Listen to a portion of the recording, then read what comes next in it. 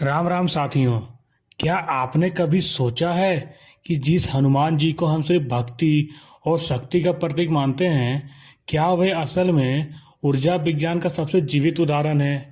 एक बानर जो पहाड़ उठा ले, जो समुद्र पार कर जाए, जो अपने शरीर का आकार बदल ले, जो सूर्य को फल समझकर निगलने दौड़ पड़े।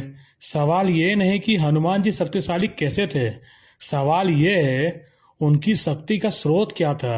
क्या वो शक्ति परमाणु ऊर्जा जैसी थी? क्या रामायण में हिडन एटॉमिक साइंस छुपा है? आज हम खोलेंगे वो रहस्य जिस पर साइंस भी अभी तक पूरी तरह नहीं पहुंची है। Welcome to the unknown path.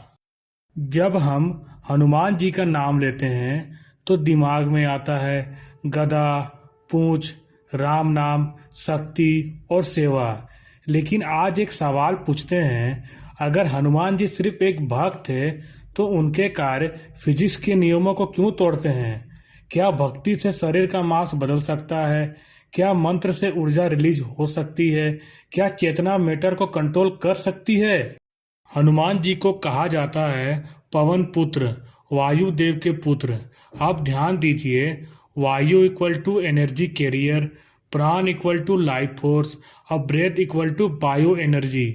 आज मॉडर्न साइंस कहती है breath equal to oxygen, oxygen equal to secular energy. योग कहता है प्राण ही शक्ति है। मतलब हनुमान जी की शक्ति की जड़ प्राण ऊर्जा।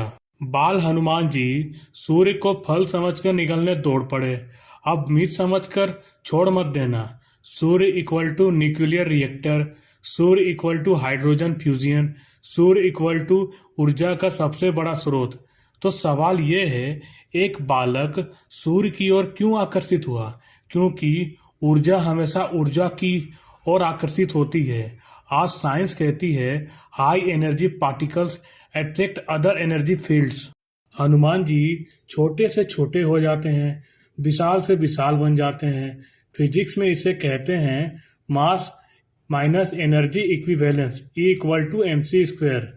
अगर एनर्जी बढ़े मास बढ़ सकता है, अगर एनर्जी घटे तो मास घट सकता है। तो क्या हनुमान जी अपने शरीर की ऊर्जा डेंसिटी को कंट्रोल कर सकते थे? अगर हाँ, तो वो सिर्फ भक्त नहीं, लिविंग न्यूक्लियर रिएक्टर थे। हम बात करते हैं nuclear energy, fusion reactors, artificial sun, ITER project. Science अभी सीख रही है एनर्जी को स्टेबल कैसे रखा जाए, लेकिन हनुमान जी, उनका शरीर ही एनर्जी स्टेबल सिस्टम था। सबसे फेमस घटना, हनुमान जी पूरा पर्वत उठा लाए। आप सोचिए, एक पर्वत का वजन लाखों टन से ज्यादा। मॉडर्न क्रेन भी स्ट्रगल करे तो कैसे? आंसर छुपा है ग्रेविटी मैनिपुलेशन में। अगर आप अपने चारों ओर एनर्जी फील्ड बना लें तो ग्रेविटी न्यूट्रल हो सकती है। आज नासा एंटी ग्रेविटी पर रिसर्च कर रही है और हनुमान जी हजारों साल पहले उसे यूज कर चुके थे। हनुमान जी का सबसे बड़ा स्रोत राम नाम। आज साइंस कहती है एवरीथिंग इज वाइब्रेशन। शब्द से फ्रीक्वेंसी, मंत्र से स्पेसिफिक वाइब्रेशन और नाम से एनर्जी कोड।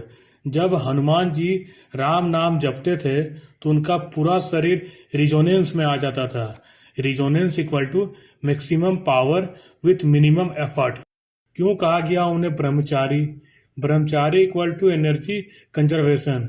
आज एथलीट्स जानते हैं सेक्सुअल एनर्जी कंजर्व करने से स्ट्रेंथ बढ़ती है। योग कहता है वीर इक्वल टू ओजस, ओजस इक्वल टू तेज और तेज इक्वल टू शक्ति। हनुमान जी का ब्रह्मचार्य उनकी ऊर्जा का न्यूक्लियर कोर था। आप सबों को लंका दहन तो याद है। पूंछ में आग लगी, पूरी लंका जल गई। पूंछ इक्वल टू एनर्जी चैनल, अग्नि इक्वल टू थर्मल एनर्जी। आज न्यूक्लियर रिएक्टर्स में हीट इक्वल टू इलेक्ट्रिसिटी का बेस हनुमान जी ने हीट को डिस्ट्रॉय के लिए यूज किया। साइंस मानती है ह्यूमन बॉडी एक बायो इलेक्ट्रिकल सिस्टम है। Brain equal to electric signals, heart equal to magnetic field, cells equal to energy units. आप तो सोचिए, अगर कोई व्यक्ति 100% कॉन्शियस कंट्रोल पा ले तो क्या बन जाएगा हनुमान जी? अब आपसे सवाल, अगर इंसान के भीतर इतनी शक्ति है तो हम इतने कमजोर क्यों हैं?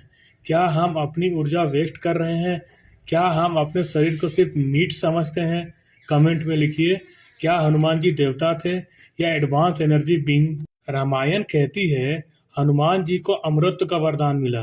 अमृत इक्वल टू एनर्जी, इमोरलिटी। जब तक ऊर्जा है तब तक अस्तित्व है।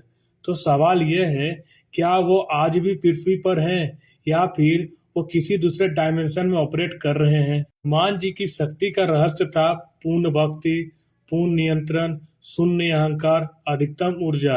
उन्होंने शक्ति को कभी अपने लिए नहीं, हमेशा सेवा के लिए यूज किया। यही रीजन है उनकी शक्ति डिस्ट्रॉय नहीं करती थी बल्कि प्रोटेक्ट करती थी। तो असली सवाल ये नहीं कि हनुमान जी कितने शक्तिशाली थे। असली सवाल ये है, क्या वही ऊर्जा आज भी हमारे भीतर सोई हुई है? क्या हम भी अपने अंदर के हनुमान जी को जगा सकते हैं? कमेंट में बताइए। एनर्जी साइंस आप में मिथ लगती है या फ्यूचर? वीडियो पसंद आया हो तो लाइक कीजिए, शेयर कीजिए और सब्सक्राइब कीजिए द अननोन पाथ को, क्योंकि यहाँ हम देवता नहीं, उनके पीछे छुपे विज्ञान को खोजते हैं।